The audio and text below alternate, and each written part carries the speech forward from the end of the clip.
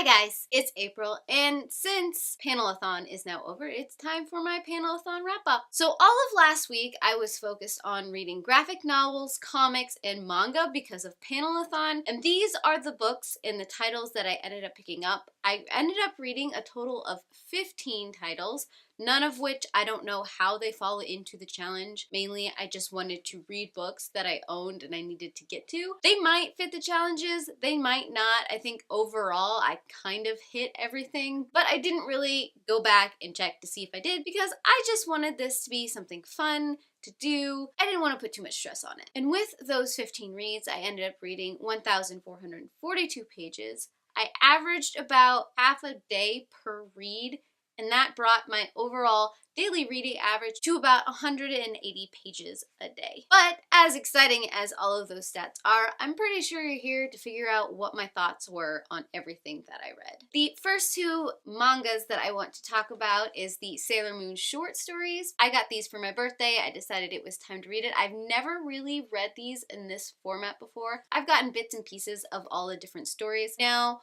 volume 1 wasn't necessarily my favorite. It's starting to show some of its age and some of its view towards women that were very, very prevalent in the 90s, especially in manga. And at this point in time, I wasn't too keen on those. But I had to say, in volume 2, I absolutely adore Luna's story. It's by far one of my favorite short stories. To be fair, I am a huge fan of Luna, but just seeing how Luna processes feelings and just her little crush and everything else, I liked it so much. Next, I want to talk about Sweetness and Lightning. This is a manga about a young single father who is trying to raise his daughter but doesn't know how to cook. When one day he comes across one of his students who is willing to help him learn to cook. These are their adventures on figuring out how to do it because none of them really do know how to do it, but they all like to eat really good food. I really enjoyed it. It was cute, it was adorable, and I think my favorite part about this whole manga is at the end of each of the chapters or the episodes, whatever you want to call them, there is a recipe.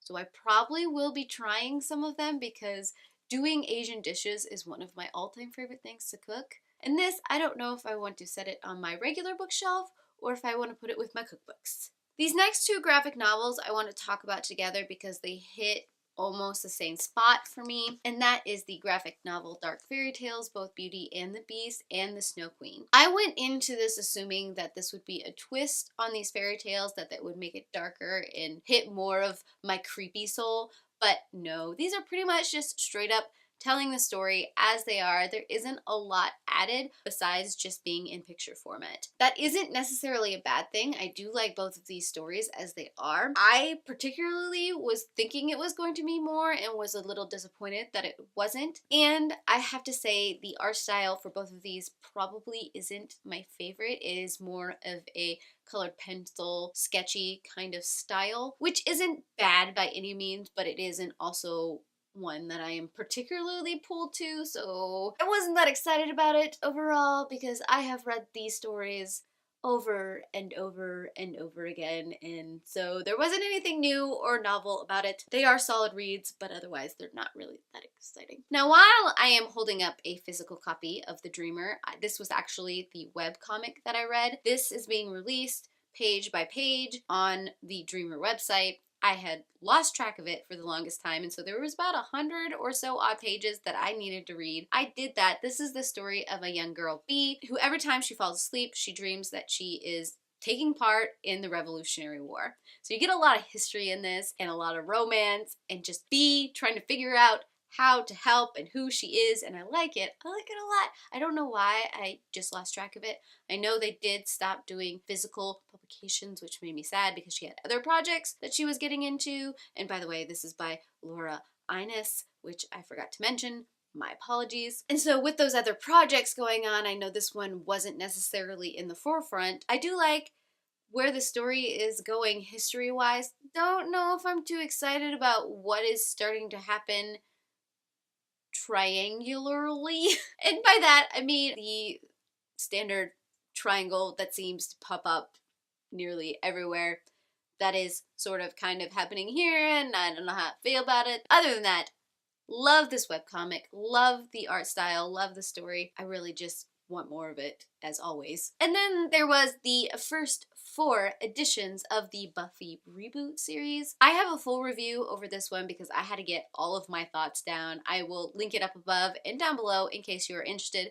But this is taking the Buffy characters, it is modernizing the setting, and it's redoing the story. I was paranoid about this thing like you would not believe, because I have a lot of characters that I really truly love, and there are some things that I'm fairly interested in what they're doing in this story, but I also feel like this one started out in a very dark and angsty place where the TV show kind of built up to that, and I'm missing some of that finding yourself story arc that happens to a lot of the Scooby Gang. Right here, we go to places where maybe I feel like these characters ended off at the end of the Buffy TV show, and then they also changed some of the characters in interesting ways that I don't know. I don't know. But I will say, I really do like how Spike is drawn. And in the same vein as my nerddom, I've read the Mighty Morphin Power Rangers Pink, because I am a Pink fanatic. I grew up idolizing the Pink Ranger, wanting to be the Pink Ranger. It was a thing, trust me, very much so. So when I saw that this thing existed and that it had the introduction by Amy Jo Johnson, yes please. And I am really, really glad that I did. The nostalgia is real. This takes place after Kimberly leaves the Power Rangers. This is her in her gymnastics career, when one day her mom goes missing, and this is Kimberly's adventure trying to save her mom, and you get to see some of the familiar Power Ranger characters. I was just super excited about all this. I don't know. I did kind of wish there was a little bit more Tommy, but the fact that this is all about Kimberly, I approve.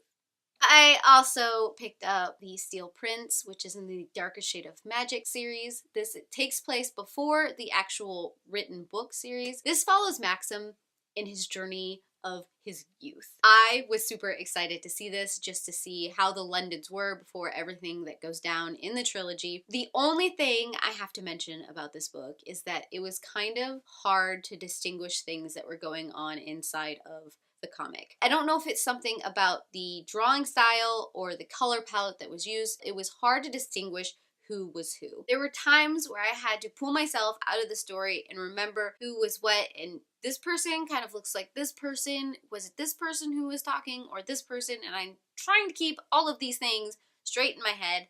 I think mainly because everyone looked kind of similar. It was harder than I wanted it to be, but I do really like what this story is doing and where it's going and the possibilities. And then I have all of my free comic book samples from Free Comic Book Day. The first one is Animosity. In this case, there's an apocalypse and all of a sudden all the animals become sentient. Here you follow a fish who is in love with his owner and how they are starting to survive this apocalypse. I really like this. I'm probably going to see if I can hunt down the rest of the editions and volumes of this, because first of all, talking animals, yes. And second of all, I don't know, there's just something really, really funny about a beta fish who is in love with a human. And then there was the sampler of the Witch Hat Atelier. This also contained Card Captor and the Magus of the Library. This is just a simple sampler of a whole bunch of manga that sit almost in that magical realm. I have read Card Captor before, hadn't read Witch Hat or Magus of the Library. They are fairly interesting. This kind of piqued my interest into possibly picking them up. I haven't quite decided yet. And then last but not least, we have this free edition of Lumberjanes. I have read the first volume, the first bind up of the Lumberjanes. I like all those little mythological, strong female things that happen in all of those, so I'm like, why not? I'll try this one out too. And this one was right up the same alley as all the other Lumberjanes. I don't know how else to talk about this. I mean, it follows the same group of girls at camp and all of the shenanigans that they get into. The fact that there's all of this mythology wrapped up into it too is, I think, my favorite part of the Lumberjane series by far. So those are all the things that I read for PanelAthon. Tell me down below how you did if you participated, or if any of these have piqued your interest, or if you had read any of these, because I would love to start a conversation and I heard your beautiful faces.